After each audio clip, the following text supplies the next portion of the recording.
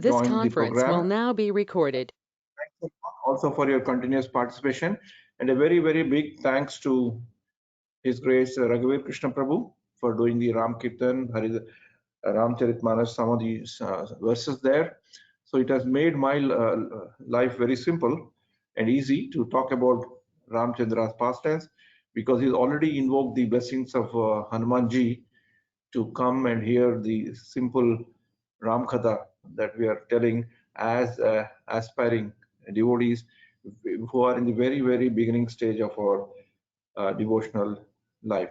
Just like the way Lord Ramchandra accepted service from a squirrel, we are even smaller than squirrel. We are almost like an insect, even smaller than insects, but still with the mercy of Srila Prabhupada, with the mercy of our gurus.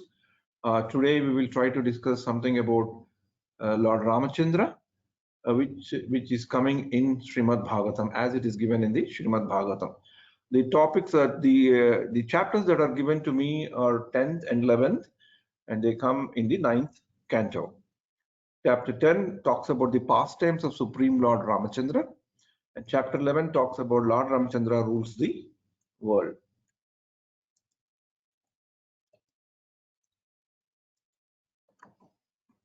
So before we dwell into the topics, since now we have come to the 9th canto of Srimad Bhagavatam, we'll just try to recollect one of the shlokas that we have remembered and try to recollect in the beginning of the program. This is about the 10 topics of Srimad Bhagavatam. Shri Shukha Vacha Atra Sargo Visargascha Sthanam Poshanam Utayah Manvantare Ishanukatha Nirodho Muktir Ashrayaha. So today we are going to talk about Ishanukatha, the signs of God, the pastimes of the Lord, and the pastimes of some of the associates of the Lord, and also the chapter name is Liberation, Mukti. So these are the topics that we are going to cover, and over the last 2.5 weeks, 3 weeks, we have been covering some portions of some topics or other in this wonderful shloka, which basically tells the 10 topics of Srimad Bhagavatam. So whenever we talk about Srimad Ramayanam, whether it is coming as a part of Srimad Bhagavatam or whether it is whether we read Ramcharitmanas, whether we read Valmiki Ramayana, one of the phenomenal foundational personality that we have to remember is Valmiki, who has composed what is known as the Adi Kavya. Ramayana is known to be the Adi Kavya, the first poem of the history, first poem that mankind has ever known. Kujantam Rama Rameti Madhuram Madhuraksharam Aruhya Kavita Shakham Vande Valmiki Kokilam. I salute to the nightingale Valmiki, who ascends on the poem like branch and sings sweetly Rama and Rama. He's compared as Kokilam. So we basically pay obeisances. And then, of course, without Hanumanji, there is no Ram Katha at all. So we'll also seek the blessings of Hanumanji, just like the way Srila Prabhupada explains in the Bhagavad Gita, first chapter of Bhagavad Gita, the fact that Arjuna's chariot had Hanuman flag, it itself is an indication that that victory will be theirs, right? Yatra yatra Raghunatha Kirtanam tatra tatra kutramassalanjalam Bhashpavari Paripurna Lochanam Marutim Namata Rakshashantakam. I salute to Maruti Hanuman, who brought the end to the Rakshasas demons, who is there where the glories of Raghunatha, Ram is sung, with his hands held above his head in salutation and with his eyes teemed with tears. So Hanumanji ki jai. And then we'll also recollect one shloka which basically connects Ramayana as a Purana to Ramayana and the Vedas, the very essence of all the knowledge, Vedas, and how Vedas are connected to Ramayana, and how is the Vedic essence is given in Ramayana. There's a wonderful shloka is there. I will slowly read. Veda Vedye Pare Pumsi Jate Dasharadatmaje Vedaha Prachetasa Adasit Sakshat Ramayana Atmana. Veda Vedye Pare Pumsi Jate Dasharathatmaje Vedaha Prachetesa Adasit Sakshat Ramayana. When the Almighty God, who is known only through Vedas, took birth as the son of King Dasharatha, the Vedas were rendered as Ramayana by the sage Prachetesa. So this is a very important shloka. This is also a shloka that is chanted before the Ramayana Katha starts, typically by South Indian Sri Vaishnava Acharyas, to remind themselves, to remind the audience that Vedas were rendered as Ramayana. So reading Ramayana is like reading Vedas, essence of the Vedas. I'll read this one more time since it's an important shloka. Veda Vedye Pare Pumsi Jate Dasharathatmaje Vedaha Prachetesa Adasit Sakshat Ramayana. So by doing this, seeking the blessings, that we will be able to cover what Srila Prabhupada has said in Srimad Bhagavatam while giving his purports and analysis on the two chapters that have been assigned to me.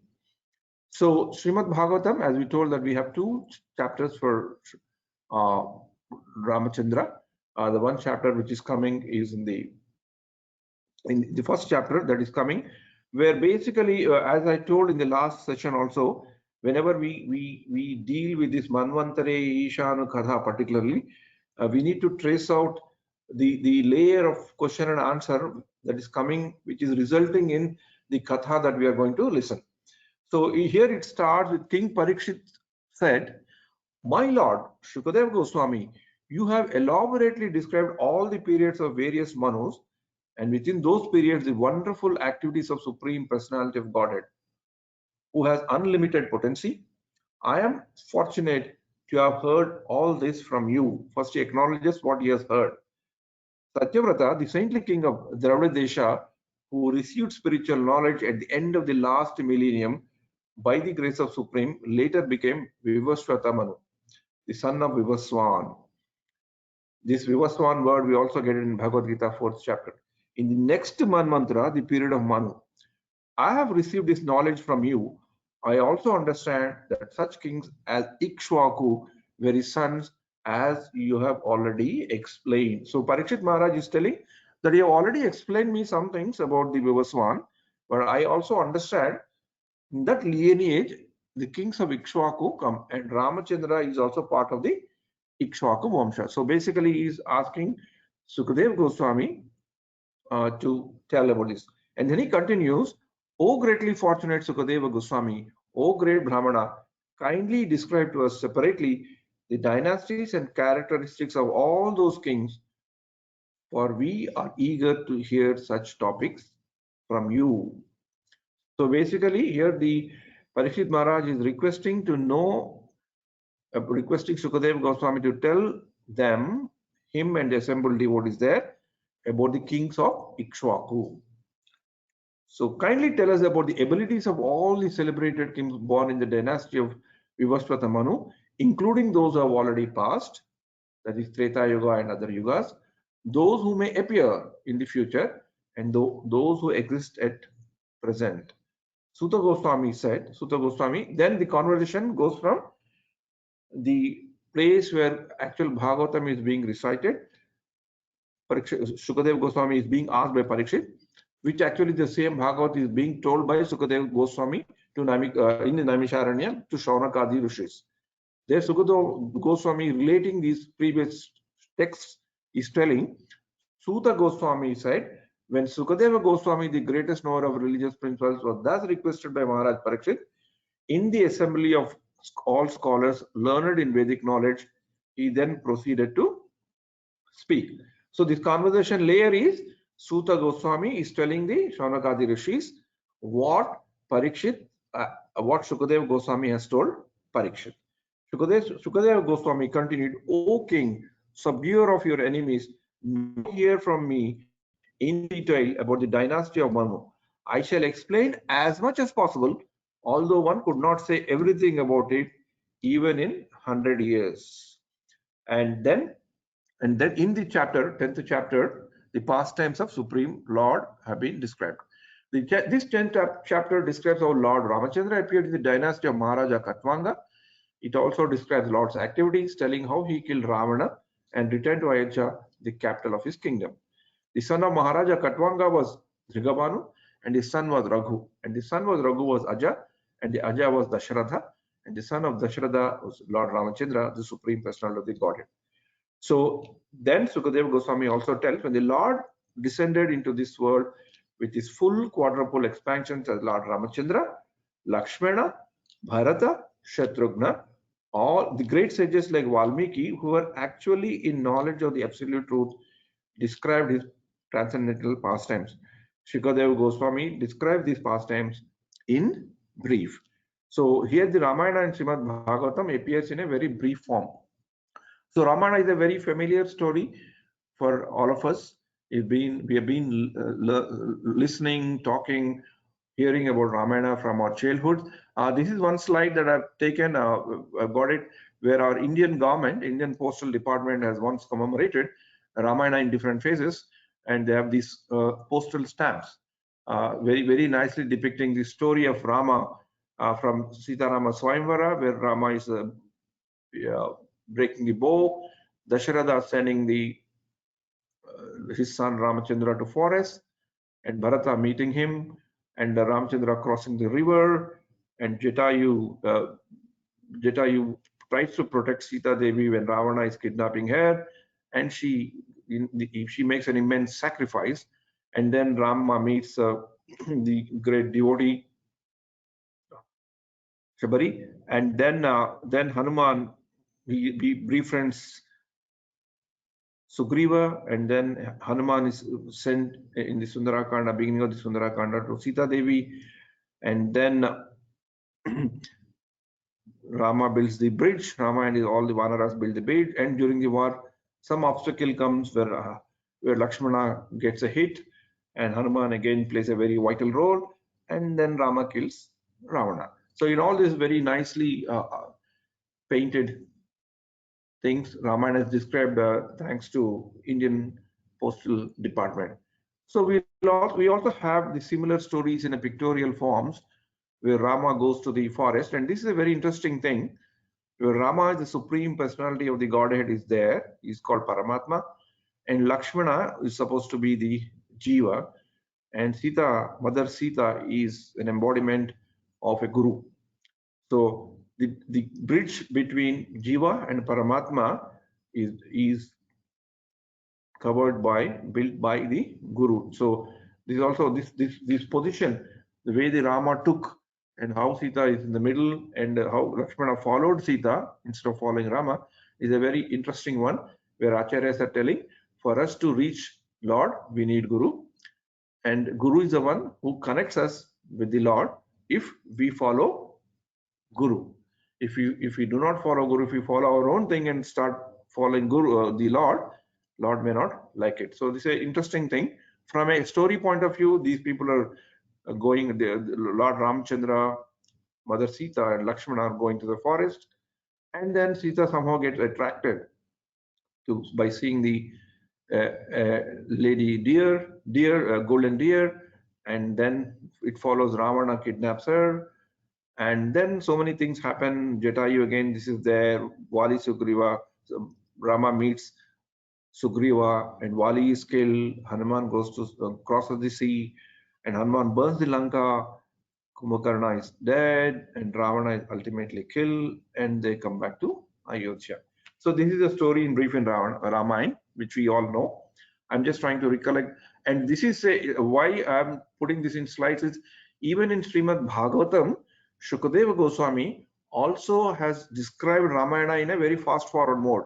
He has told in a very brief mode, because he said these kind of the detailed descriptions are available elsewhere. So just like the way Sukadeva Goswami has narrated the Bhagavatam in Srimad Bhagavatam, I am also trying to do in that fast-forward, simple manner.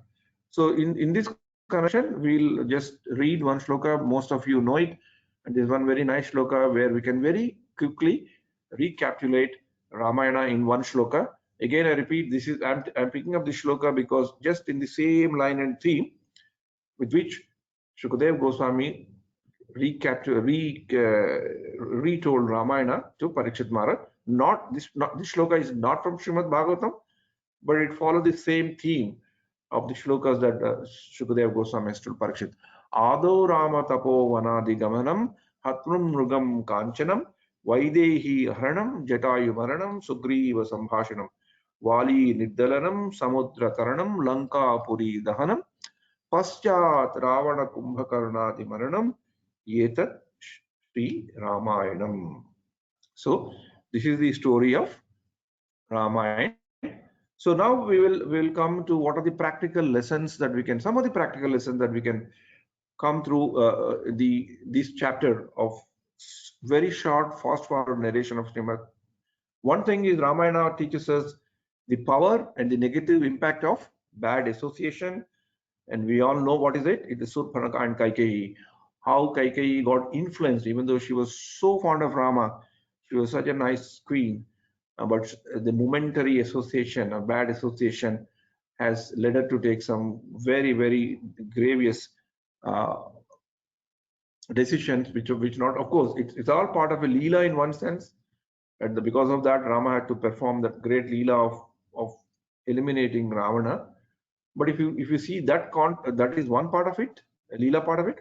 But from a practical sense, as an aspiring devotees, we need to be aware, because outside satsang, we also have some people we may have to meet sometimes, good and bad people in the offices. So we should be very careful or not to get influenced by them. And even in some satsang also sometimes there could be some elements who are not completely tuned to the whole philosophy, or not completely tuned, or do not know the objective, and they also may sometimes give us some kind of a bad advices, with which we also get tempted to become jealous and then get himself into a problem. Or sometimes we may also give a bad influence, give bad association or a bad advice or a bad example to the people. So we need to be very careful. These things can have a very big impact, particularly when we are in satsang, when we are connected, when people tend to respect and look forward to us. So we need to be extremely cautious about the bad association. It is also told in some of the things that I have learned, I've read and have practically experienced also. The best way to associate bad association is to not look at it. Lord shows you or gives you the association of the bad association only when you want it. Just like the way when he gives good, he also gives bad taste when you really actually want it. So we don't have to curse somebody that he has given me a bad association. Actually, somehow deep inside our heart, we wanted it, and we were just trying to seek a reason to go into the bad mode. So we need to be very careful, and Ramayana gives a very big lesson. Alertness in spiritual life. This is pretty interesting. When we chant when we normally take any sessions or a class, our fundamental and the foundational shloka that we start with, Om Ajnana Timiradhasya Jnana Anjana Shalakaya. So that means darkness of our ignorance is taken away by the torch of knowledge. So alertness in spiritual life is very important. So as long as we sleep, that means we are in the ignorance. I'm not saying we're sleeping in the normal sense. As long as we sleep and do not see the torch of knowledge that is in front of us, we are in andhakar, and that is the time when it's very difficult for God to come into our heart. And why this is alertness in spiritual life is important as far as the pastime of Ramayana is concerned. When the decision was made that Rama has to be banished to the forest, obviously there were many people who did not want Rama to leave Ayodhya. They all felt that it was very, very unjust. Even Dasharatha also tells, and other counseling that he gets is, no problem, you don't have to go. There are a lot of other means of managing the situation, managing the promise, and all. But Rama decides to leave because he is bound by dharma. But what time he has to leave? Rama chooses night to leave Ayodhya when Ayodhya Vasis are sleeping. So this is also a kind of a very interesting analogical thing that we know, that when we sleep, when we are deep with our ignorance, when we do not want to open our eyes to see the presence of the Lord goes away from us, just like the way he left Ayodhya when Ayodhya Vasis are sleeping. So he chose night time to leave Ayodhya Vasis, because if he has to go that in the daytime, probably he would have been surrendered and it would be a bit difficult for him to go. So that is the story part, but other part we need to remember. So if that important for us to be awake and look good. And then the next is, anybody can make a show of greatness. So so this is a story that we can recollect from Surpanaka's pastime, where till Lakshmana comes to her, knows her devious plans and cuts her nose, we would not know that who is Surpanaka, how does she look. Only when she gets connected to Lakshmana, and Lakshmana tries to punish her, then Surpanaka's real form is revealed. So till before that, Surpanaka was looking like a very, very beautiful girl, very enchanting girl, befriend them and so on and so forth, very obediently. But then her real form is established. So somebody may look very good, somebody even in our devotional service, somebody may look very kind of a devotee, he may be behaving very well, but we should not always get only by looks. Looks are very important. We need to present ourselves as much as possible as Vaishnavas wherever it is appropriate, but then dress alone is not a stamp of good devotee. A stamp of good devotee is character and his behavior, his internal character. In the Putana pastime also, we come to know Putana entered and the place where Krishna was there in a very, very nice looking lady. Nobody did even suspect her that Putana could be such a bad woman. But when Krishna touched her and he killed her, then only people could realize what is her real form. So that's why we should also be careful not to get into the trap of trying to impress something with a show, because Lord is sitting there in our heart as Paramatma and he knows everything. This showbazi will not go for long, and even in the satsang we see that people who adopt this technique to get some favors or to try to move forward don't last long. 1 year, 2 years, probably 5 years, 6 years, and their actual character somehow or other gets revealed and they get constrained and punished. Sometimes we have seen some devotees who were forced to be sent away from the satsang because there is more of a show than actually real strength in the character. So Ramayana teaches us, do not make show of greatness, it doesn't help. Do not make a show of being devotee, it doesn't help. Somewhere or other you will be caught.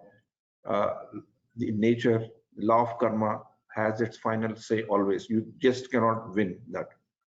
Always stand by the right. There are so many examples in Ramayana about Rama, which side, and the pastime of Wali and Sugriva is one very important, where Rama took a very interesting stand, and the very nice pastime where even after hitting, sending his arrow to Wali, and he has a nice interaction with Wali and also explains to him why he has done what he has done, and he tells that what he has done is right. So Rama always stood by the right, and he also stood by the side of Dharma.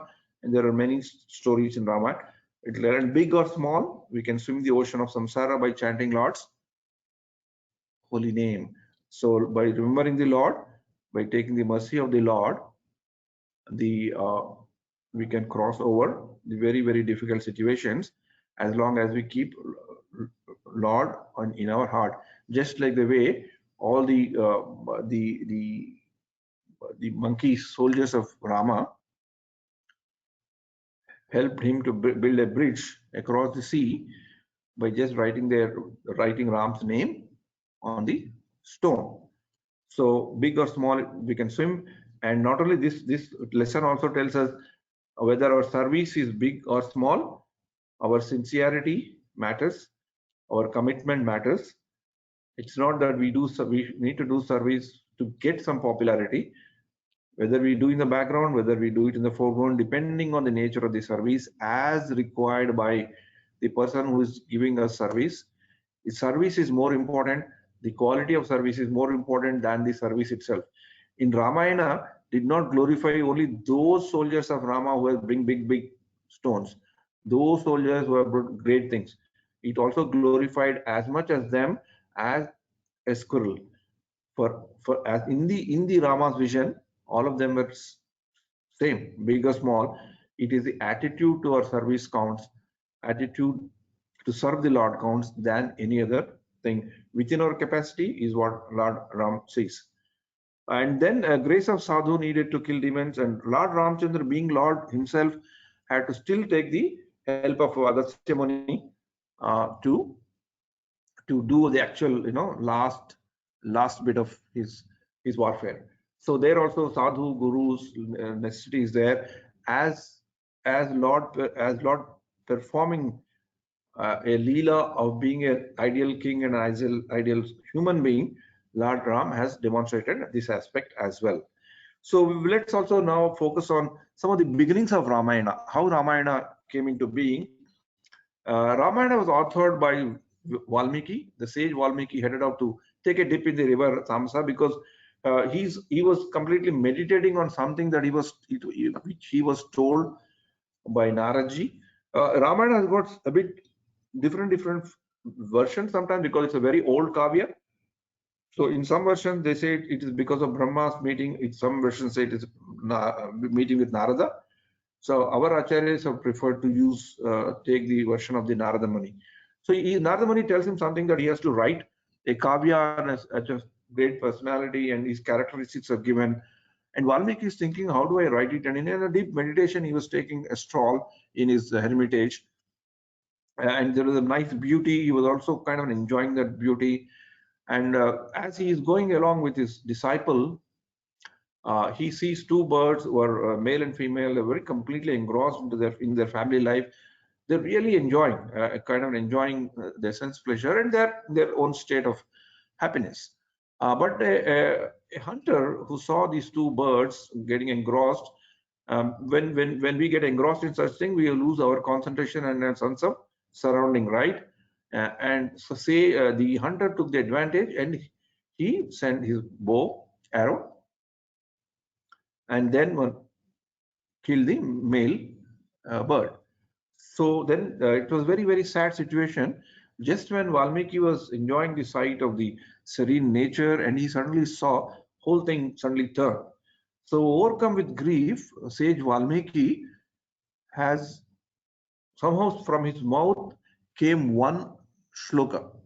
Even though he was in angry mood, when that shloka came from him, it was in perfect rhyme and rhythm. And that shloka came and it was like a curse, cursing the hunter that why have you spoiled the happiness of two birds which are enjoying? So because of that, you may not live long. That kind of a similar kind of a curse he did. And being a sage, a self-realized personality, who somehow felt that he was overpowered by his affection and his anger overtook him, he realized it very quickly, unlike us, and then he started feeling very bad about it. And then the great sage Narada Muni comes and tells him, no, this is a part of all Leela. What actually you have told is not a curse. Even though it may appear like a curse, it actually is Ramayana in a very nutshell. This is what you are going to write as the epic is happening. So, and then he also blesses Valmiki that whatever you write is whatever is going to come true. This Ramayana is one very interesting kavya, is that Valmiki was almost like a contemporary to what things are happening during Ramayana. So it's like basically something is happening and something Valmiki is writing almost in parallel. So that's an interesting benediction that he gets. Again, just like in Advent of Srimad Bhagavatam, where Narada Muni empowers Vyasadeva, here Narada Muni also empowers Valmiki. That also proves to the point that knowledge always has to have a Guru Parampara concept. So what is that shloka? and we'll just concentrate few minutes on that. That shloka is Ma Nishada Paristhitam Pratishthitam Ma Nishada Pratishthitam Tva Gamanaha Shwashwati Samaha Yet Krauncha Mithuna Dekam Avadihi Kama Mohitam. So we see that Nishida, Kama, Mithuna, then he says this is not right. So the meaning in Sanskrit, if you do straight away as it is, O hunter, you may repent for life and suffer. Find no rest or fame, for you have killed one of the unsuspecting, devoted and loving Krauncha couple. And this is what is curse. But when Sage Narada listens to the same shloka, he gives a very different interpretation and explains to Valmiki.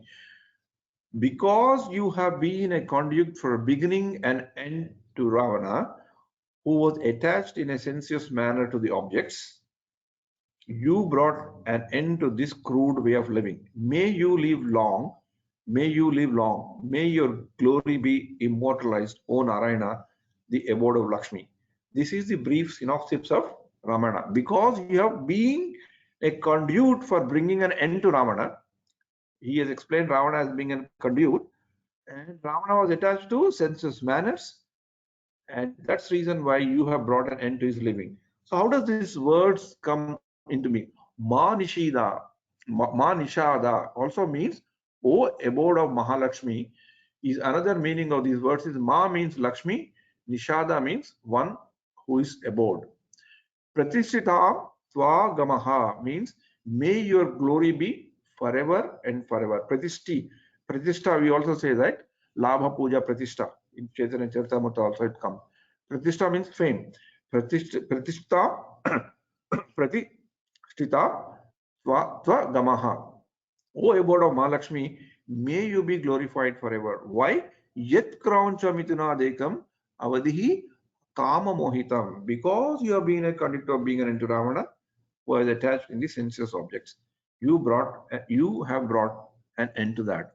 So like this, Ramayana, which started as a poem which came out of Valmiki's mouth as a curse, actually it basically gave a very synopsis of Ramayana itself, and that has helped Valmiki to start Ramayana. So we have seen some of the lessons that we have to learn about the impact of bad association, following the right path, and other important lessons. How God leaves us when we sleep.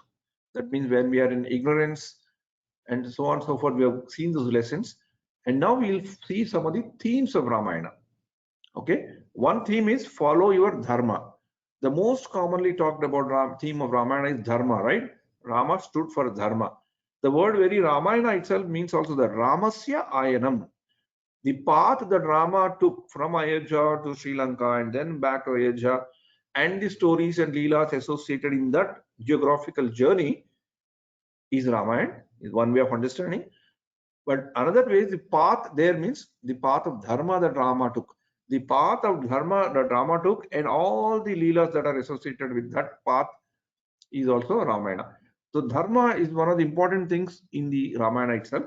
However, interestingly, Shukadeva Goswami doesn't even talk about this in detail in the themes, probably because dharma is known to be understood. But one very interesting thing about Ramayana and Srimad Bhagavata Dharma is that we need to understand, we need to be very fortunate to know the difference.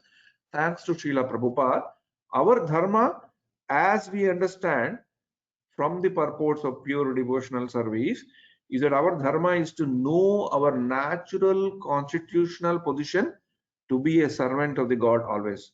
Our Dharma does not end by doing our duty right. Doing our duty right is a part and parcel of that understanding and execution of devotional service as an eternal servant of the God, and as that position of being an eternal servant is a very natural constitutional position, and only in that service mode that we always seek for the eternal happiness. So our dharma, as given in Bhagavatam, is slightly in a kind of a different perspective than this. Probably that's the reason why Shukadev Goswami does not elaborate very much about dharma aspect of that. However, the other aspects are much discussed. What can happen to someone when they're too attached to something?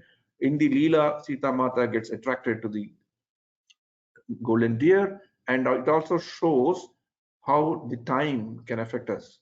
The factor of time can make us take some very, very interesting decisions, which may have a very, very serious impact. Sukadeva Goswami deals with topics in detail to emphasize to Parikshit Maharaj about the importance of detachment. And strangely enough, Parikshit Maharaj is also an embodiment of detachment. The moment he got the curse, he made best use of it. He had already made a nice succession plan, so he could give his kingdom to his people who are coming in succession to him, his son. And then he was completely detached, and he was determined to go back to Godhead by listening to Srimad Bhagavatam. But however, for the benefit of all others, Sukadeva Goswami also gives very nice lessons about this theme of attachment in Srimad Bhagavatam as well.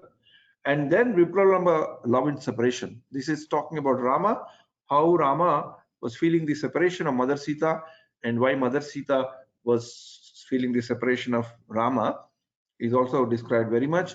And we also seen this kind of a theme and this kind of a mood was exhibited by Chaitanya Mahaprabhu. So in this context, I'll just tell one nice thing. Sometime back, we have one very great Jier and Sri Vaishnava Acharya in Andhra Pradesh. He basically very nice, very austere Acharya and very knowledgeable personality. He has a thing that he takes a lot of devotees to different places, different devotional places, spiritual places, and as a group they have gone to several places in all these 107 Divya Kshetras in India and so on and so forth. So at one point in time during the trip, we also said that we should visit Sri Lanka. So most of the people, when he announced this, most of the people in the party dropped out. They said, "Oh, Sri Lanka, why should we go, Maharaj? Sri Lanka is a place of Ravana, a demon place.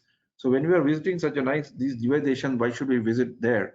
So this theme he has exactly brought. He said, among all the places that we have visited, Sri Lanka has got a very, very special place because Mother Sita for a very long time was constantly and very meditatively and very devoutly was remembering and chanting the names of the Lord. And that's why, because of her power of chanting, the very fact that Sita Devi was there, and very fact that Sita Devi was constantly remembering the Lord and constantly chanting his name, that place is as pure as any other places like Ayodhya or any other places that we see. So in that way, he has shown to them the importance of love in separation, devotion in separation, and what happens if one is constantly meditating about the Lord. So this theme of Upalamba service also comes very much there. And then we move to the chapter 11, where Sukadeva Goswami primarily describes about Lord Ramachandra rules the world.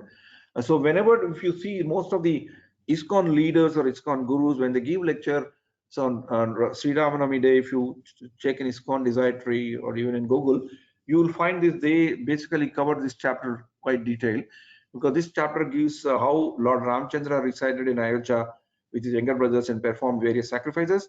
And Ramachandra, the supreme personality of the Godhead, performed various sacrifices by which to worship himself. And at the end of these sacrifices, he gave land and to the several priests.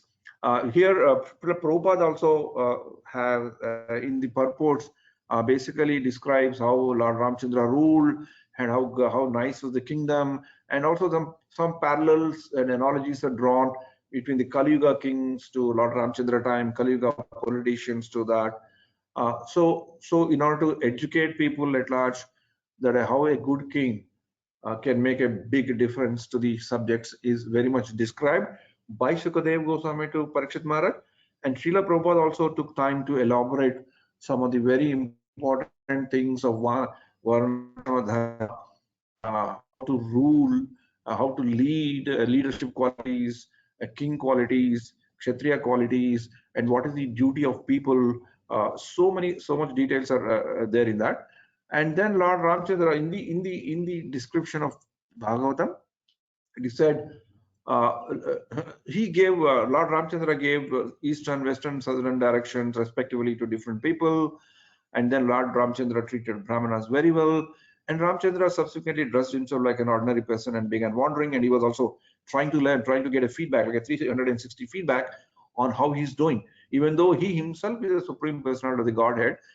But he was performing a wonderful duty as a king, and he found himself itself to be very important for him to know about his subjects and how he is ruling.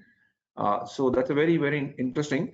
Even for us also, when we execute our service, it's always very good to hear the feedback from the devotees.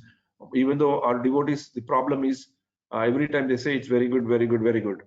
So, but we need to have some space in our time where we should give ourselves so that some of us can be critically examined. That's the reason why one of the reasons is that in our Bhakti Ruksha, which is led by Sumangal Prabhu, we have a slot every week where a person comes and gives a class, and after that people tend to comment. Sometimes in want of time, I do that role as representing others, but then we ourselves give us a chance to be critically examined. It's very important for us to know how others are thinking about us. Otherwise, if you normally ask one-to-one devotee, you will be a bit kind of a digress, because everybody says one is very good, because we think that to tell something wrong to the devotee may be offensive. But from a mentoring point of view, wherever we are in the mentoring role, wherever we are in the administrative role, we not only have to do our duty, we also have to know how we are doing it. That's very, very important in a very, very transparent manner. By chance, one night, he heard a man talking to his wife who had gone to other man's house. In the course of rebuking his wife, the man spoke suspiciously about the character of Sita Devi, and we all know that what happened to Sita Devi after that. And Sita Devi went out of Ayodhya, and she ultimately landed up in Valmiki Muni Ashram, and then Lavakusha were born, and they learned Ramayana, and they started chanting Ramayana. And Lord Ramchandra sent his brothers to several places and expand his kingdom. And then Sita Devi decided to leave. And then, of course, Rama got aggrieved. And after fulfilling his pastimes after several years, Lord Ramchandra decided to go, and he went along with all his brothers back home to his own abode. So this is the story that comes in 11th chapter. So I just wanted to take a few minutes of time. So I want to just show you what Srila Prabhupada in one of the letters said. So devotees, they always chant together Krishna's name and Rama's name. So when there is a question of Rama Nama, here is Hare Rama, Rama Rama, Hare Hare. This is Rama Nama. So there is no partiality that these people are simply after Krishna. Of course, we are little more attached to Krishna, but that does not mean we do not know who is Lord Ramachandra. We know that he is also Krishna himself in his different feature of pastime. It's a very, very important thing. We know that he is also Krishna himself in his different feature of pastime. That's why even in the ISKCON temples like Juhu in Mumbai, Delhi, and London, we have a very nice worship of Lord Ramchandra goes on. And this is what Srila Prabhupada has to tell. And just to make it a bit interesting, like the way Srila Prabhupada said, since there is, of course, we are little more attached to Krishna. So that's the true thing, that because we are in the ISKCON, a movement meant for developing Krishna consciousness, a movement meant to use Krishna consciousness to go back to Godhead, a movement and a Vaishnava parampara which gives us knowledge about Krishna, makes us attracted to Krishna's pastimes more than anything else. So naturally, an attachment towards Krishna, there's nothing wrong. But we also know, thankfully, Lord Ramchandra, particularly in Damodar Desh, there is so much Ramakatha, the nectar of Ramakatha that is being told by Nandakumar Prabhu since 4 or 5 years, I'm sure. So a lot of people, a lot of our devotees also had an opportunity to be a part of that. So Lord Ramchandra is there, very much part of our ISKCON, very much respected, very much known, because we know that he's also Krishna himself in the different feature of pastime. So basically, I try to connect some of the differences or commonalities between Ramachandra and Krishna. I'll quickly go through before I end the class. So there are some commonalities and interesting difference things. Ramachandra was born on Navami and Krishna is born on Ashtami. He was a Kshatriya and Krishna kind of a Kshatriya, but he was also a Vaishya. Ramchandra was born in noon, Krishna was midnight, opposite. Taken birth as an ordinary human being, but Sri Krishna made a fantastic appearance as a 400 form, and then based on the request of Devaki, took his from an alaulic form to a normal form, his original form actually. And when Ram was about to come, everybody was waiting because Dasharatha had been long waiting for a child, and ultimately he got it by doing a lot of vratas. And so everybody was waiting, when would Lord come? When would Lord Ramchandra come? When would Dasharatha get a son? So everybody was waiting, and everybody was extremely happy when Ram came. But when our Krishna came into the picture in this Leela, Vrindavana Leela, one had sorrow and one had fear. Once there was a sorrow, Krishna has come, there has to be very happy, great. But the circumstances were such that Krishna came, Devaki was a bit sorrow, she was in fear. Devaki was there because if Kamsa knows, oh my God, what will happen? Kamsa was also in fear because, oh my God, if Krishna comes, what will happen to me? Whether the Akashvani thing will come or not. And why sorrow? Because the very awaited moment came, Krishna came, but Krishna took control right from that moment, and they said, I have to be taken out.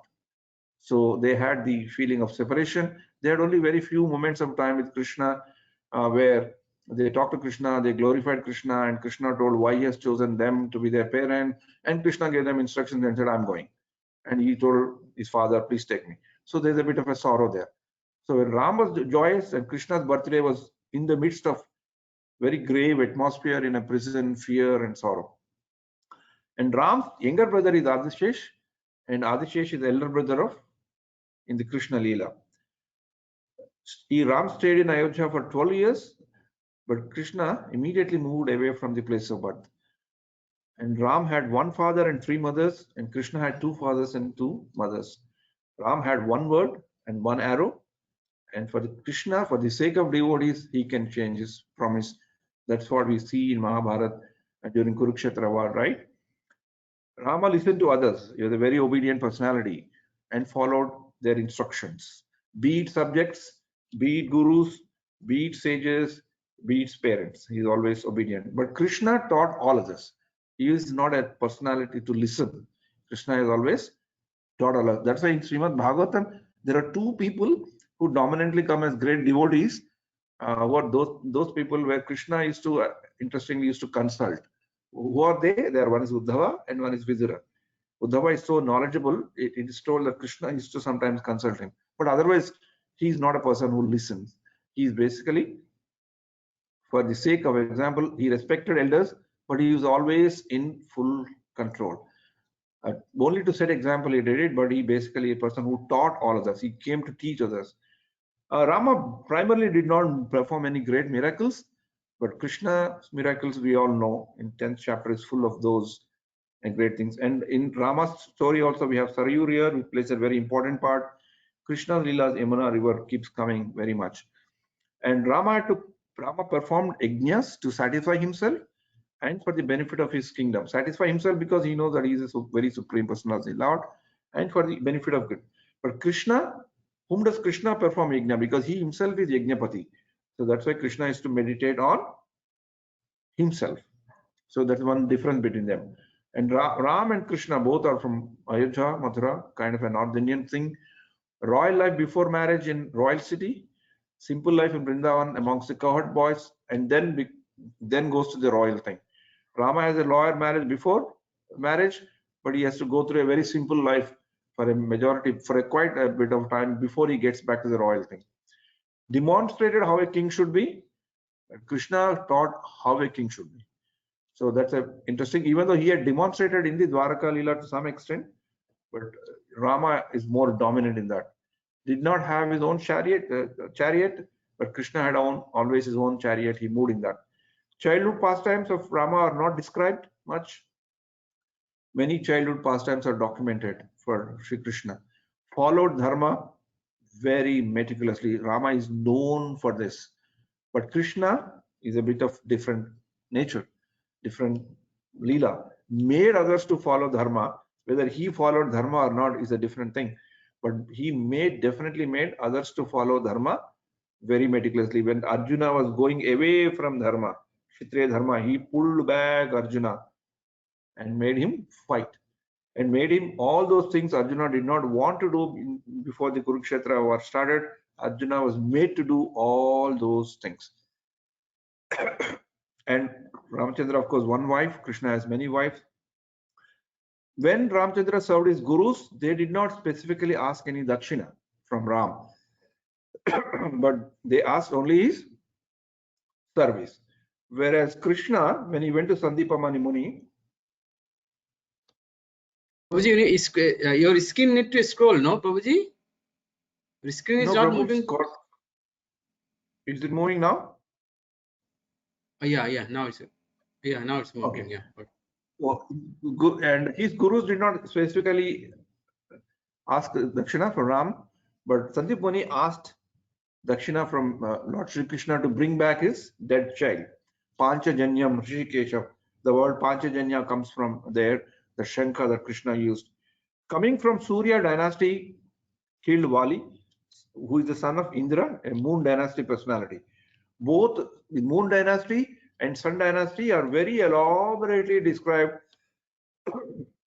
in Srimad Bhagavatam with Ikshvaku and all in the 9th chapter. And as it goes end, the Vrushni Vamsha, Krishna's dynasty, is very much described till the advent of Krishna, and then we move to the 10th canto. So, son of Indra, with the moon dynasty, was killed by Surya dynasty representative Ramachandra, whereas he made Arjuna, which is Indra's son, a representative of moon dynasty, to kill Karna, who is connected with Surya dynasty. And he ended his pastime with his brothers, all of them together, and Sri Krishna left first and then followed by the destruction of his own dynasty in this. So these are typical, some of the, even whatever you may call it, some interesting personality, interesting Leela differences that we can remember, and sometimes we can use it in our classes when we tell. That's why I try to compile this to the best of my knowledge. And then, of course, one great difference when acharyas normally deal with is that when it comes to Krishna seeking surrender from his devotees, it is very conditional and it is pretty strict. Sarva dharman parityajya mam ekam sharanam vaja. First is sarva dharman. You leave all your dharma, and then mam ekam, you only surrender to me. Then I will do whatever I have to do. Whereas Ramachandra, when vision came, he said, Sakrudeva prapannaya tavasmi yute achate abhayam sarva bhutebhyo dadati etat vratam mama. So this is the shloka that comes in Valmiki Ramayana. It is also quoted in Chaitanya Charitamrita, but slightly the words are a bit different. But the concept is same. The Rama's abhayahasta, the Rama's promise to protect the devotees is very unconditional. So this is a very interesting thing. Both have got a very significant and deep meaning. But if we have to, in a lighter vein, want to compare about Ramachandra to Krishna, so this is the thing that we can do. And there's one, I will end with this with one small pastime that I heard when long time back when we were in Doha. Jayapataka Swami Maharaj visited. At that time, we had the opportunity to have association because our congregational strength in Doha at that time was only 5 devotees. So Jayapataka Swami Maharaj used to come once in a year. So you can imagine only 5 devotees, and of course we used to bring some people to help us, but it's only 5 devotees. So At that time, very nice thing. So in one visit, he told one very interesting thing, because on that day, the seat that was put was not very comfortable. We didn't know. I think that was the first time. We didn't know the size and shape of Maharaj. Many of us were seeing Maharaj for the first time, so he had to just a bit move up and down to make himself comfortable. So he told an interesting pastimes. Once Prabhupada went to Germany, when he was, I think when he was entered or when he was about to sit, a big bandicoot jumped. So then Prabhupada said he took the name of Ramachandra Raghava, to protect. So devotees were surprised. They asked, "Oh, you said that Krishna is supreme. Said, why did you do Ramchandra?" So Prabhupada has told the same point, because Ramchandra's surrender is unconditional. So so that's why in this moment of difficulty or a bandicoot jumping to me, I prefer to take the Ram's name. It was a kind of a jocular moment, but that Srila Prabhupada is giving the same philosophy to indicate the very sweetness, a melody and a deep philosophy in Ramachandra is that if we approach to him, we get the mercy. So luckily enough, since we are in ISKCON, for us, Ram is as much dear as Krishna, because our lifeline is defined. The one thing that connects all of us together to be as devotees, to be sitting like this, to remember, to read Rama or Bhagavatam, is because of 16-digit, 16-worded mantra that is given, that has got both Rama and Krishna, Krishna Balaram, Krishna Ram, or Srila Prabhupada said, whatever the way you want to look at it. But so let's all together chant Hare Krishna, Krishna Krishna, Hare Hare, Hare Rama, Rama Rama, Hare Hare. Thanks a lot for giving me this opportunity. Sorry, I was not watching the time. I hope I didn't overshoot my time. And this is how I conclude. And this is how the Lord Ramchandra's pastimes are covered in Srimad Bhagavatam, 9th canto, 10th and 11th chapters. And we also thank and we also feel very much blessed in gardens, particularly because Raghuveer Krishna Prabhu is our Satsangi, who is also very much connected with Ramayana. He also, because of him, we had so many opportunities to hear Ramcharitmanas when he sings so nicely. So he's, I don't know, his Guru Maharaj has given him a perfect name, Raghu and Krishna. So being in Krishna conscious, he enlightens and enlivens all of us with the Ram Katha.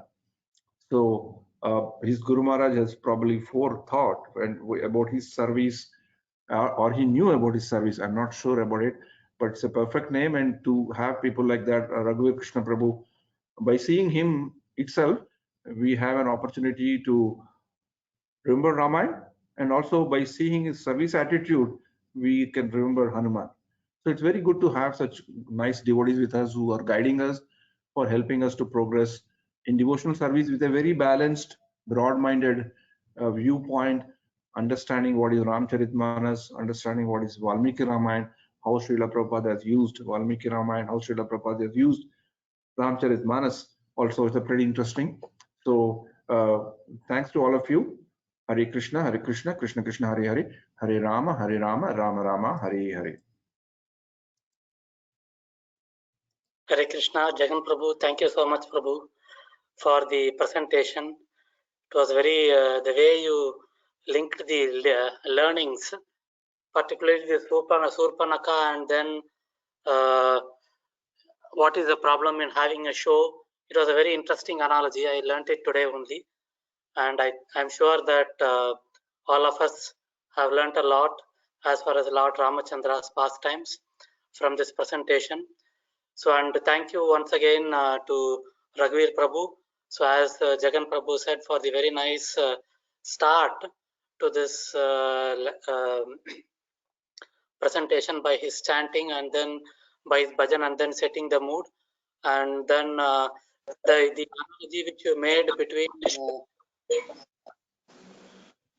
Yes, Raghuveer Prabhu, you want to tell something? Please, Prabhu. Yeah, Hare Krishna Prabhu Dandavats. I just want to say, I want to thank you for all the seva which we are able to do because of you all.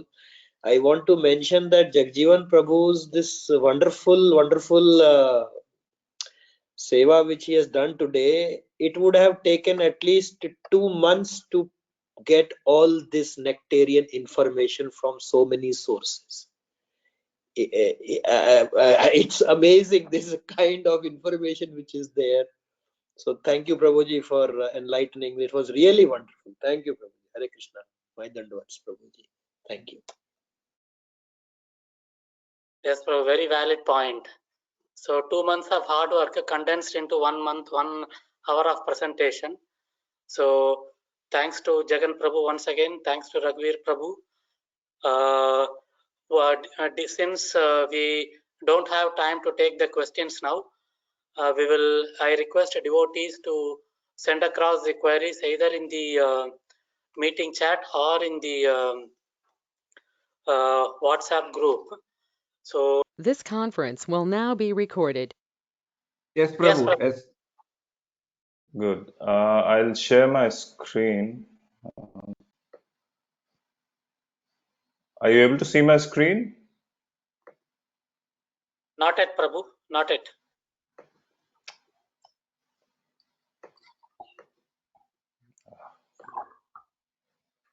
Okay, I'm trying.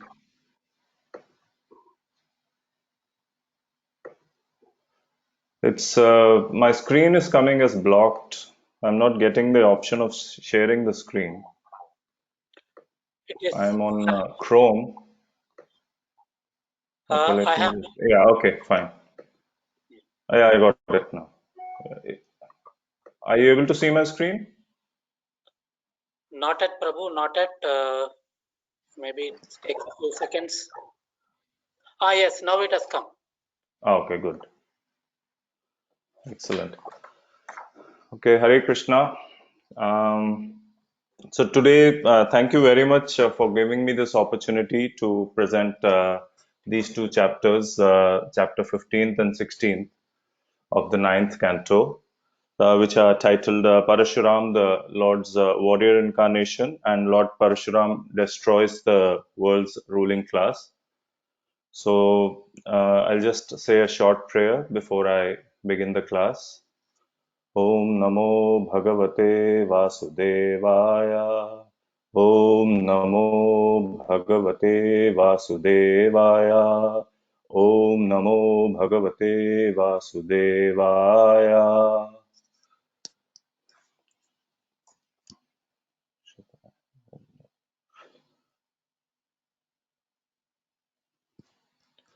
Hare Krishna, everyone. You're able to see my screen. The first screen is actually showing the lineage of where Lord Parashuram will come. So starting from Pururava, and then Pururava had 6 sons: Ayu, Shutayu, Satyayu, Raya, Jaya, and Vijaya. And then Vijaya had some descendants, and it finally comes down to Gadhi. And then from Gadhi, then we have Satyavati, Vishwamitra, and then from Satyavati you get Jamadagni, and then Jamadagni has Lord Parshuram as his youngest son. So, and in what is not shown in this screen, but what is mentioned in the Bhagavatam is that Vijaya had 3 sons. One was Kanchana, one was Hotraka, and one was Jahanu.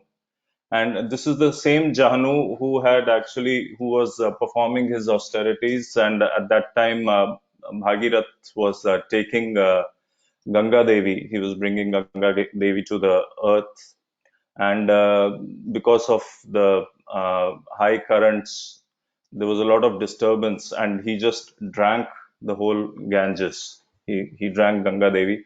And then when Bhagirath pleaded that please release Ganga Devi so that he can deliver his ancestors, at that time Ganga Devi came out of the ears of Jahanu Muni, and hence she was also called Jahnavi.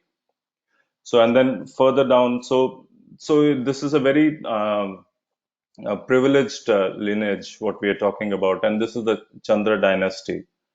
And Janu had then 4 children: Puru, Balaka, Ajaka, and Kusha. And then Kusha, he had a grandson who was named Gadi. And we are going to talk in the Gadi descendants of the Gadi dynasty. And Gadi had a daughter named Satyavati.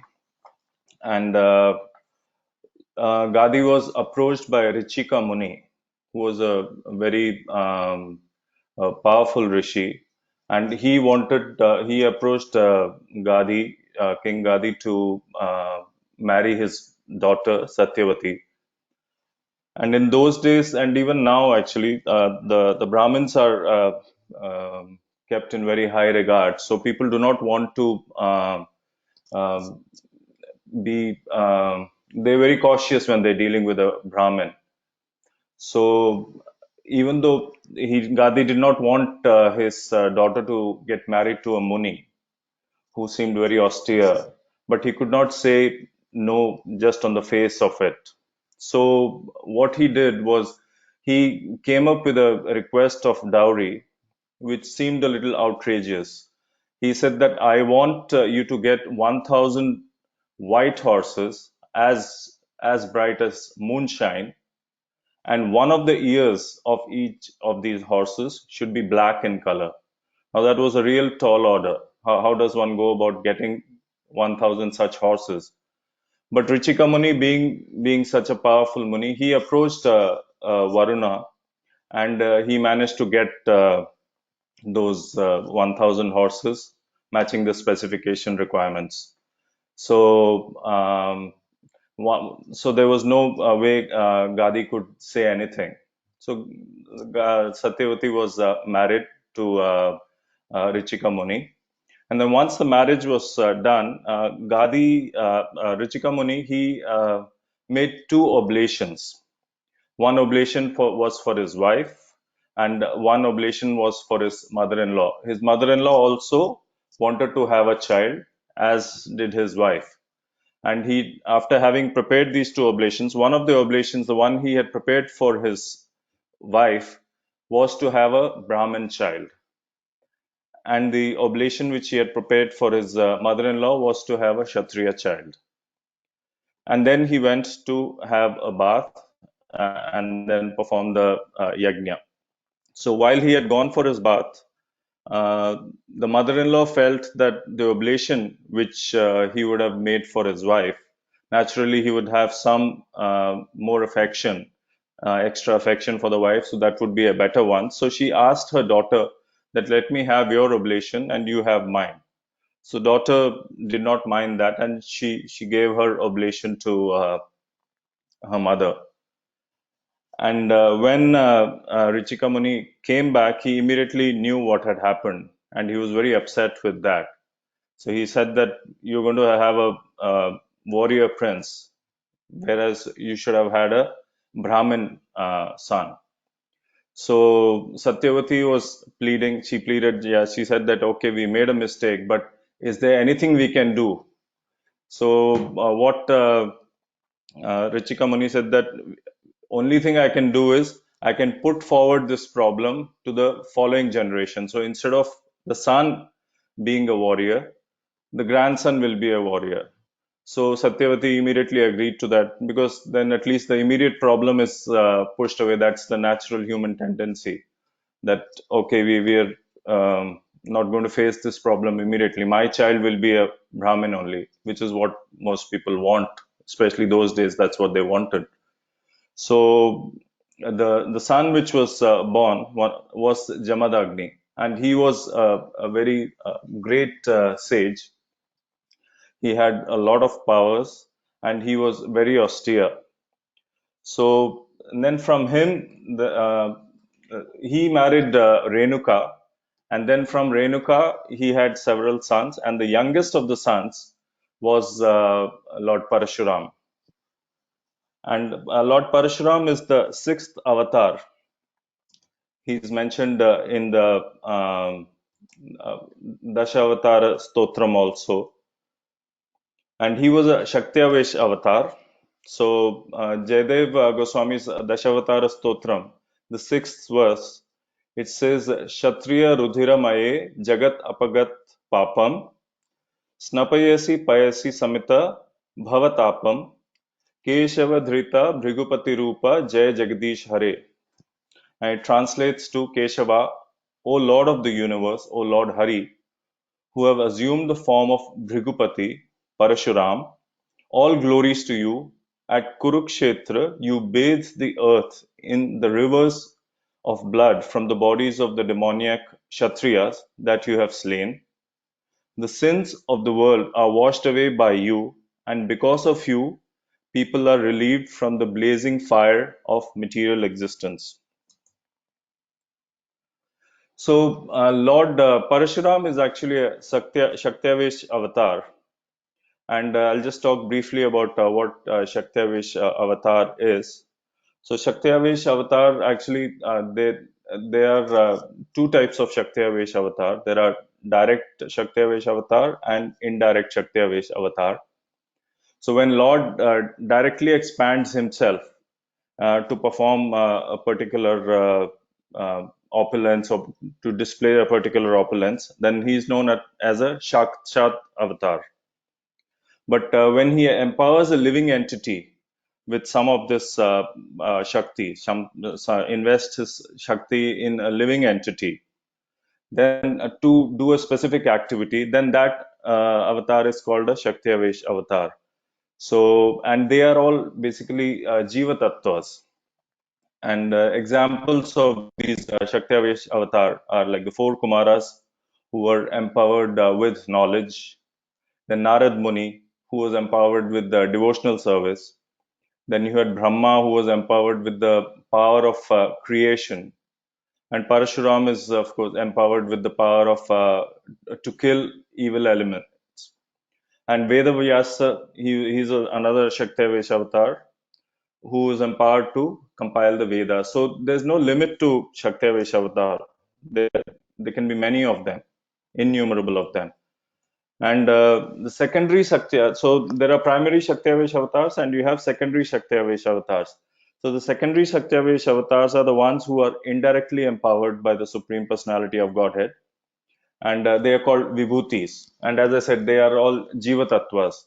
So people who fall in this category are Jesus Christ or Hazrat Muhammad.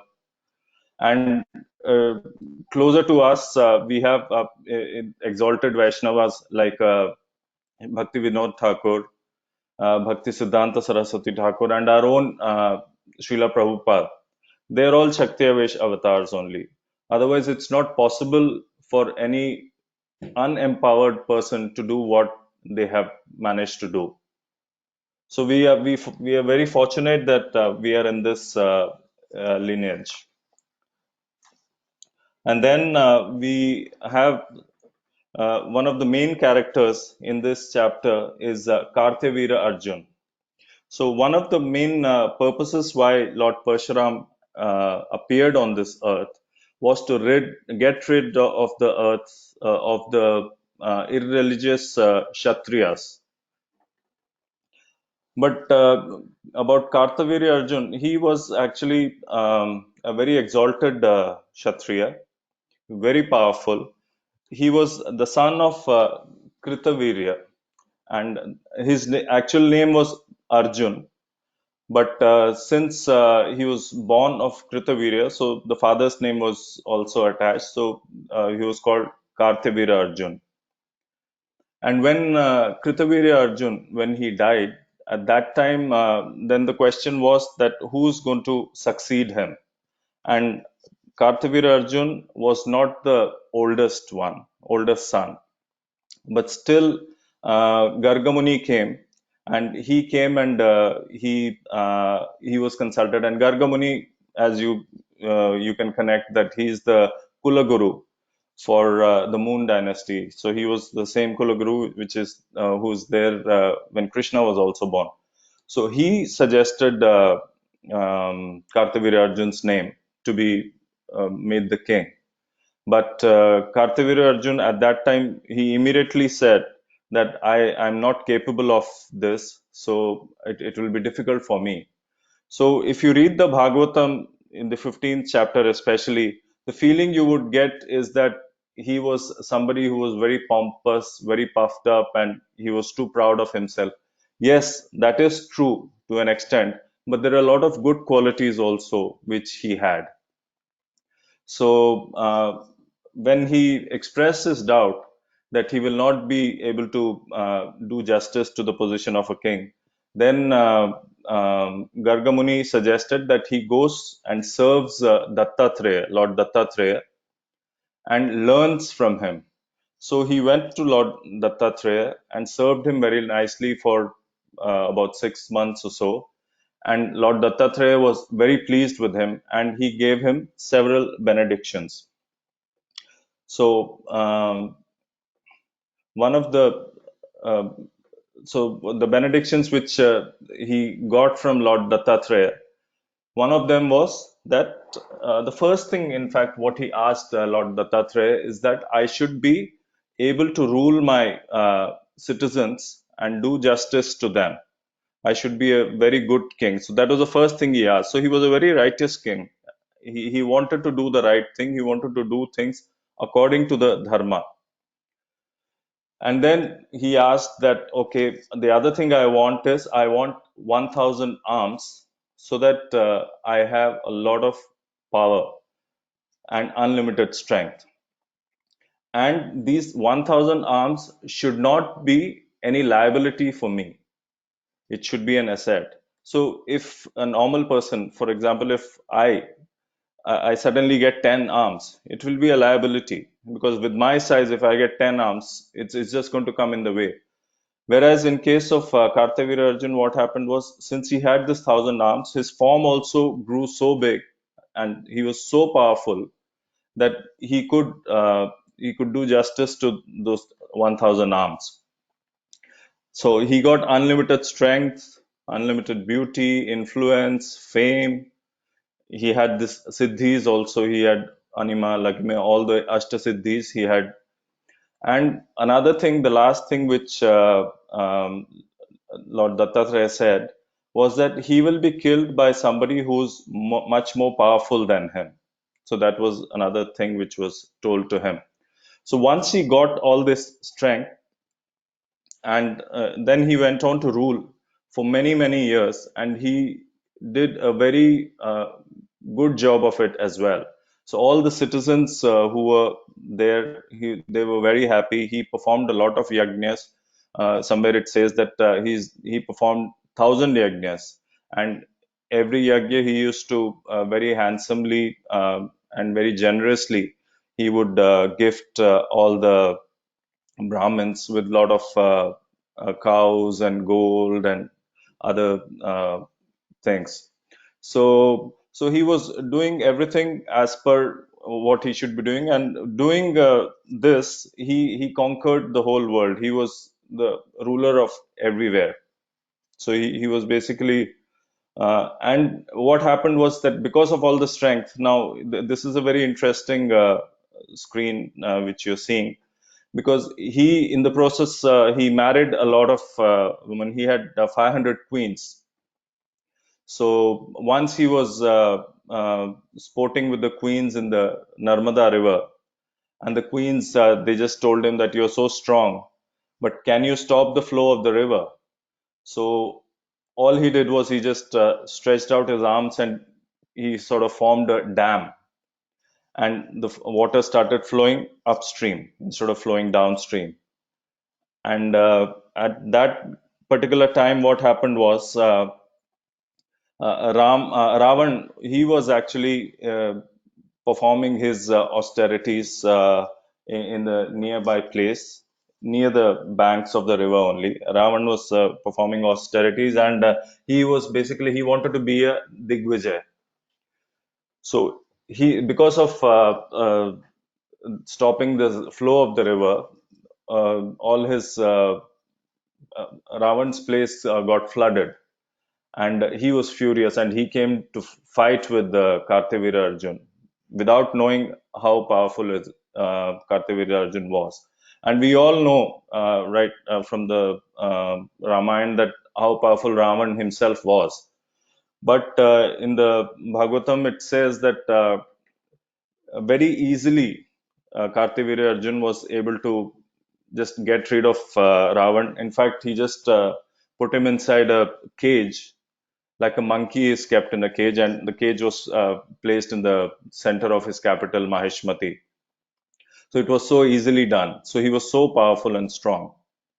And then after that, Ravana's grandfather, Pulastya Rishi, he had to come and request specially from Kartavirya Arjun to release his grandson, and then he was released. So such was Kartavirya Arjun's strength and power and fame. So initially he was very good, but then what happened was he was going when Jamadagni had a small kutir where he was living with his family, and he had a Kamadhenu cow and a calf, and he was just engaged in his Agni Hotra Yagyas to please the Lord. So at that time, Kartavirya Arjun happened to just pass from that place, and he really didn't have any business. Srila Prabhupada mentions in the purport that he had really no business going to Jamadagni's forest, and he didn't go alone. He went with his whole entourage, and there were lots of soldiers and horses and elephants, everyone. He just entered, just unannounced, he reached there. And once he was there, then Lord Jamadagni Rishi, he welcomed him very nicely, and he offered him lunch. So the lunch which he provided was really lavish. There was so many things which were there, hundreds of dishes, and all provided in a very short time. Everything was very tasty as well.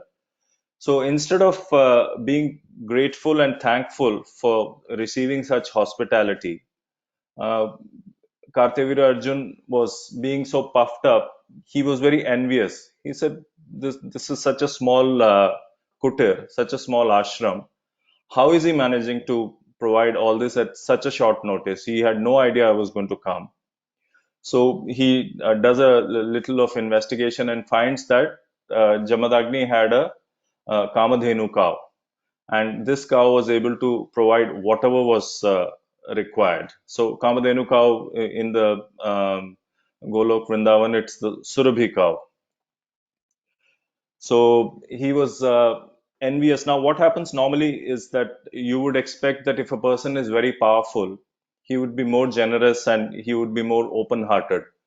But a lot of times that is not the case. So the more powerful one becomes, the more envious he becomes. So he wants to have everything which he does not have, even if whether it's somebody more beautiful, and even if she may be already married to somebody, some other person, he would want to have and enjoy uh, himself.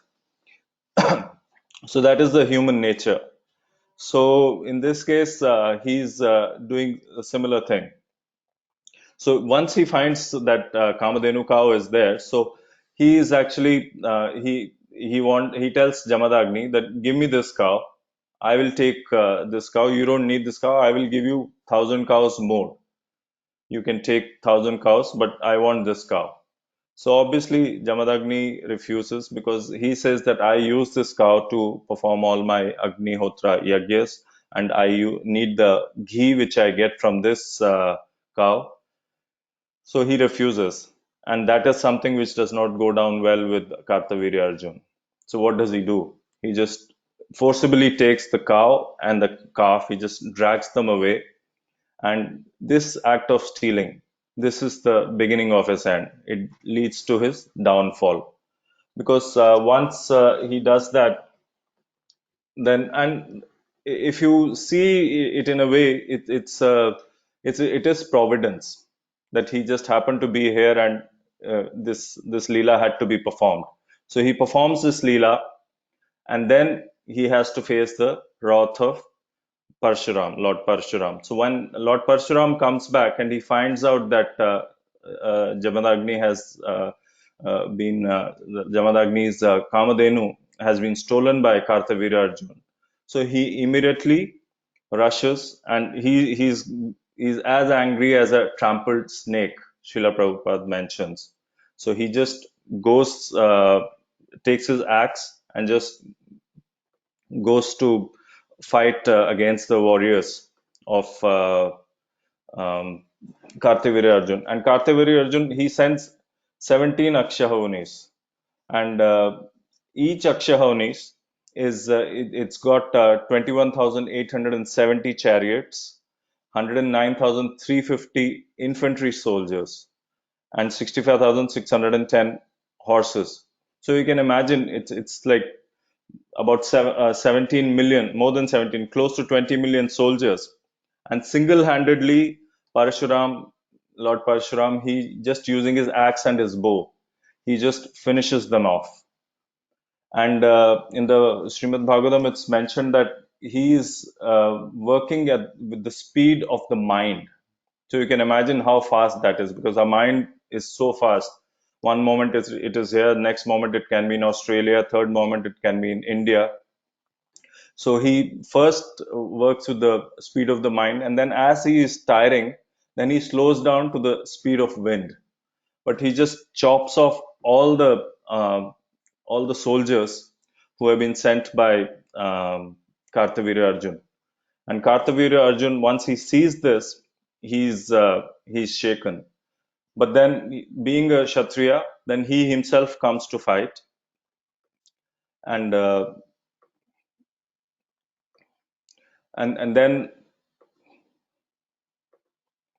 Parshuram, actually he goes back after killing. He kills Kartavira Arjun also, and there's a fierce fight between Kartavira Arjun and Lord Parshuram.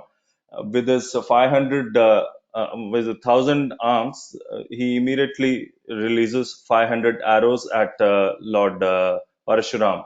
But Lord Parshuram just uses one arrow, and he destroys all these 500 arrows which are coming at him. And then after that, Kartavira Arjun, he picks up mountains and trees and throws everything at Lord Parshuram. But Parshuram is able to just use his axe and shatter everything. And then he finally gets to Kartavira Arjun and chops off all his 1,000 arms and kills him. And then he goes back to his kutir and tells Jamadagni what has happened. And Jamadagni explains to Lord Parshuram that what he did was not right, because he explained to him the importance of the quality in a Brahmin, which is one of the most important qualities, is forgiveness. So here, Srila Prabhupada in the 40th verse, the purport of the 40th verse, he has mentioned that different personalities become beautiful by possessing different qualities. Chanakya Pandit says that the cuckoo bird, although very black, is beautiful because of its sweet voice. Similarly, a woman becomes beautiful by her chastity and faithfulness to her husband, and an ugly person becomes beautiful when he becomes a learned scholar. In the same way, Brahmanas, Kshatriyas, Vaishyas, and Shudras become beautiful by their qualities. Brahmans are beautiful when they are forgiving, Kshatriyas when they are heroic and never retreat from fighting, Vaishyas when they enrich cultural activities and protect cows, and Shudras when they are faithful in the discharge of duties pleasing to their masters. Thus, everyone becomes beautiful by his special qualities. And the special quality of the Brahman, as described here, is forgiveness. So, what Jamadagni told Lord Parshuram was that he should have been more forgiving, and in order to atone for this sin of killing a king, because king is a representative of the demigods, so you cannot really kill a king just like that. So in order to have for the sin committed, he should atone for it by visiting holy places for 1 year. So, being an obedient son, Lord Parshuram, he went and he did the atonement for this. So, even though one may say that, yeah, Lord Parshuram was the Supreme Personality of Godhead, he was an incarnation of Supreme Personality of Godhead, why would he need to do that? But then he wanted to show that, yeah, this is the right thing to do. If there is a mistake done, then you have to atone for it. A similar thing was done by Lord Balarama when he killed Roma Harshana. Then after that, he went and visited all the holy places for 1 year. So a similar thing was done here as well. And then we move on to the next chapter, which is chapter 16, and that is titled Lord Parshuram Destroys the World's Ruling Class. So once Lord Parshuram, once he returns, and at that time, once his wife, Jamadagni's wife, she's Renuka, she's sent by Jamadagni to go to the Ganges and get some water for Jamadagni is going to do some puja there. And there what happens is she sees the Lord of the Gandharvas, Chitrarath. So he was sporting there. He was wearing garland and he was sporting with his wives. And seeing him, and as you know, the Gandharvas are really beautiful, very good looking. And seeing that, she also felt attracted and she wanted to also enjoy with them. But this was just done on a mental level. She did not do anything physically. But she felt guilty about the whole thing. And then when she went back to Jamadagni, there he immediately he knew what she had done, because she was just standing quietly, and he understood that she had committed a mental adultery, and he was furious about this. So he immediately ordered his sons who were present there. He said that kill your mother because of the mental adultery she has done. But the sons, they were hesitant and they said, no, we cannot do that. She is our mother. How can we kill her? So Jamadagni turned to Lord Parashuram and he ordered him that I want you to kill your mother and I want you to kill all your brothers also, because they have disobeyed my orders. And Lord Parashuram, he very well knew how powerful Jamadagni was. So he did not want to go against his father's instructions. So here it shows that, yeah, one needs to follow the instructions of one's father, however bad it may seem at that time. And what Lord Parshuram also knew was that even if I kill my mother and my brothers, my father is going to be pleased with me for followed his orders, and he will give me some benediction, and I will ask a benediction that they all become alive again. And as he was ordered, he killed them. And as he had imagined, Jamadagni was very happy, and he said, okay, I'm very happy, so what benediction do you want? So he said, I want them all to come back to life. So they came back to life, and they did not have any memory of what had happened. It was as if they have come out of a deep sleep. So which was again a benediction. It was a good thing that they did not remember anything, and everything was able to move on as normally as possible.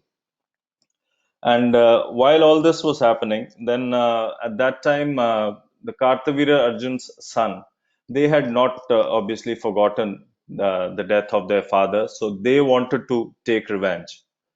And once when Jamadagni and Renuka were alone in the kutir, all the sons were out, and at that time, seeing it as an opportune moment, the sons of Kartavira Arjun came, and they came and they just attacked Jamadagni, and they were about to chop his head off, and Renuka pleaded a lot. She pleaded that please let him go, but obviously they were in a different mood, and they chopped off his head. And at that time, Renuka piteously cried. She cried to Rama. She said, Rama, Rama, come help, save me. And even though the sons were far away, Lord Parshuram was able to hear her, and he rushed back to the kutir, and he saw that his father was dead. So he did not wait for a moment. He immediately turned around, and he went and killed all the sons. And not only did he kill all the sons, but he got rid of the Kshatriya dynasty 21 times from the face of the earth. So basically to purify this, because what had happened was they had become very irreligious. So he wanted to remove the irreligiosity from the earth. And there are a lot of versions that why did he kill them 21 times. Now, one of the versions which I was listening to a lecture from Bhakti Charu Maharaj, he mentioned that when he was killing Kartavira Arjun, he told him that I will kill three of your generations. I'll finish three of your generations, and each of the generations was supposed to be for 70 years. So that makes it 210 years. And he killed all the Kshatriyas every 10 years. So that's how he did it 21 times. Another place, there's a reference where it says that when Lord Parshuram went back to the kutir, his mother was crying and she was wailing and she was beating her chest, and she beat her chest 21 times. So he said, I'm going to get rid of the Kshatriyas 21 times from the earth. And it is mentioned that there was rivers of blood flowing in Kurukshetra because of all the mayhem which Lord Parshuram created. But then that was the Leela which he had come to perform, because a similar thing had happened in the previous part of the Bhagavatam also, where King Vena, he was also very religious, and he did not allow any yajnas to be performed for the demigods, and he wanted all the yajnas to be performed for him. And then at that time, the Brahmins, what they did was they didn't even have to pick up any weapon like Lord Parshuram did. They just killed him by chanting mantras. So there is a precedence for this kind of a thing, that if the Kshatriyas, because Kshatriyas, they are actually supposed to take advice of the Brahmins and follow the instructions or follow the guidance from the Brahmins to rule in a just way. And this was not happening. They were becoming tyrannical, they were becoming whimsical. So if such an approach is there, then obviously there are going to be repercussions. One has to pay a price for these things. So after getting rid of all the Kshatriyas, then he came and he performed the last rites of his father. When the Kartavirya Arjun's sons had killed Jamadagni, they had chopped off his neck and taken his head. So he got back the head, he attached the head to the body, and then performed the final rites. And then Jamadagni was elevated, and he went to become one of the seven sages, one of the Saptarishis. And then after that, Lord Parshuram, he again performed a lot of penances. And here again, in the 23rd verse of the 16th chapter, Srila Prabhupada mentions in the purport that although Lord Parshuram was an incarnation of the Supreme Personality of Godhead, he had to account for sinful activities. So anyone in this material world, however careful he may be, must commit sinful activities, even though he does not want to. For example, one may trample small ants and other insects while walking on the street and kill many living beings unknowingly. Therefore, the Vedic principles of Pancha Yajna, 5 kinds of recommended sacrifice, is compulsory. In this age of Kali, however, there is a great concession to people in general. Yagnair Sankirtana Prayer Yajantihi Sumedasha. We may worship Lord Chaitanya, the hidden incarnation of Krishna, Krishna Varnam Tvisha Akrishnam. Although he is Krishna himself, he always chants Hare Krishna and preaches Krishna consciousness. One is recommended to worship this incarnation by chanting the Sankirtan Yajna. The performance of Sankirtan Yajna is a special concession for human society to save people from being affected by known or unknown sinful activities. We are surrounded by unlimited sins, and therefore it is compulsory that one takes to Krishna consciousness and chant Hare Krishna Mahamantra. So this is a very strong message given by Srila Prabhupada that we are actually very fortunate to be born in this yuga, because for all the sinful deeds which we may perform knowingly or unknowingly, we have the chance to atone for it by performing the Sankirtan Yajna and chanting Hare Krishna, Krishna Krishna, Hare Hare, Hare Ram, Ram Ram, Hare Hare. So then it moves on to Vishwamitra, the last part of the chapter 16. It moves on to Vishwamitra. But before this, once Lord Parshuram, once he has performed all his leelas for which he had come, then he goes to Mahendra Parvat, and there he lives like a very well-respected Brahmin who is offered a lot of respect by Gandharvas, Siddhas, Charanas, and all. And then we move on further down in the dynasty, and we move on to Vishwamitra, who was born to Gadi, King Gadi, and he was again a very powerful Kshatriya, and who, by the dint of his austerities and penances, he was able to become a Brahmin. He was able to elevate himself to the position of Brahma as a Brahmin. And as confirmed in the Srimad Bhagavatam, 7th canto, 11th chapter, 35th verse by Narada, Yasya yaha lakshanam proktam, pumas varnabhivyanjakam, yad anyatrapi drishyeta, tat tenaiva vinirdishet. So if one shows the symptoms of being a Brahman, Kshatriya, Vaishya or Shudra, even if he appeared in a different class, he should be accepted according to those symptoms classification. So that's part of the purport of the 28th verse of the 16th chapter by Srila Prabhupada. So Vishwamitra actually had 101 sons, and the middle son who was there, his name was Madhuchanda, and so the sons before him and the sons after him, they were all called Madhuchandas. So he was so he had 50 older brothers and 50 younger brothers. And in addition to this, Vishwamitra also adopted a son called Sunashefa, who was also called Devarata.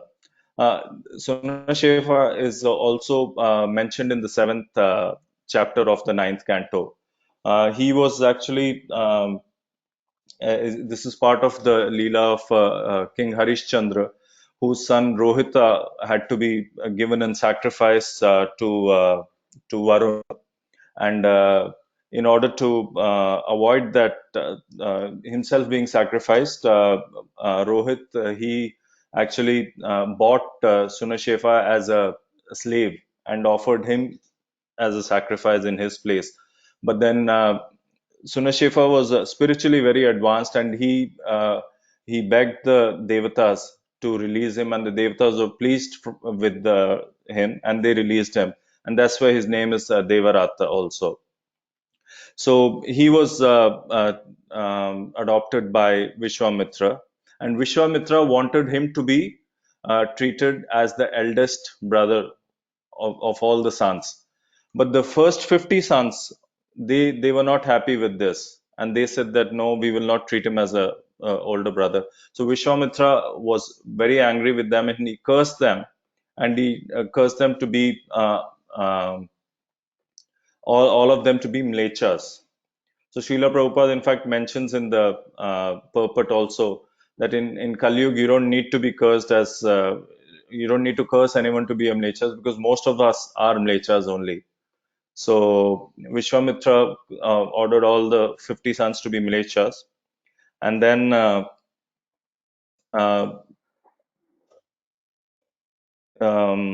sorry.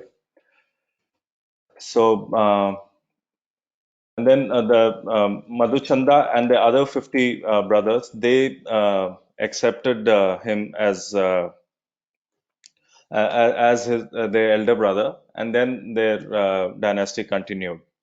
So this is where the 16th chapter ends, and there are a few lessons, few takeaways which are there from these two chapters, and generally from Srimad Bhagavatam also. So what they are, I'll just come to that in the next screen.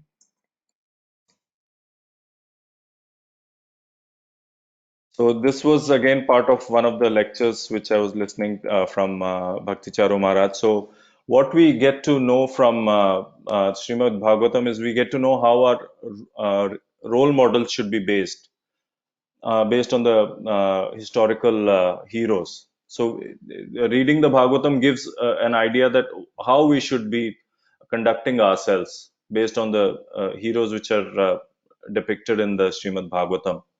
And then we are able to distinguish between the virtuous and the sinful. Now, there are so many examples again in the Srimad Bhagavatam where we learn that the real virtue for a human being is to surrender to the Supreme Personality of Godhead. That is it. That's all we need to do. If we do that, we'll be successful. And then another thing which we learn is that we should never deviate from the path of dharma, which is actually God's law. And then the main dharma is to be submissive to the Lord. And if one goes against the Lord, then there is a price to pay, and one meets a very unfortunate end. And then coming specifically to this chapter, it talks about how important it is to follow the instructions of one's father.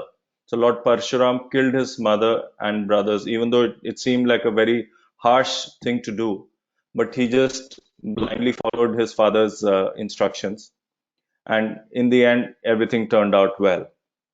And then another lesson we get is that violence is to be avoided, but then in some cases we do need to pick up the arms in order to uphold justice. So even though Lord Parshuram, he was a Brahmin, but then he showed Kshatriya characteristics, and he picked up the weapon. And then one may possess unusual opulence in this material world, but if one becomes puffed up and acts whimsically, then he'll be punished by the Supreme Personality of Godhead. This is the lesson to learn from history. So Srila Prabhupada mentioned this specifically in the 24th verse of 15th chapter. And then another thing which Srila Prabhupada mentions is that one needs to be wary of lust and anger, which can disrupt lives of even great personalities like Jamadagni and Renuka.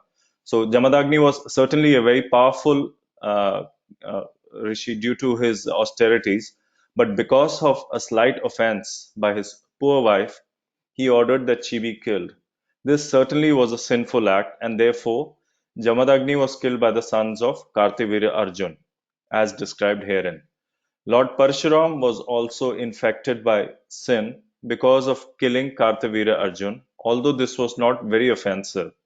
Therefore, whether one be Kartavirya Arjun, Lord Parshuram, Jamadagni, or whoever one may be, one must act very cautiously and sagaciously, otherwise one must suffer the results of sinful activities.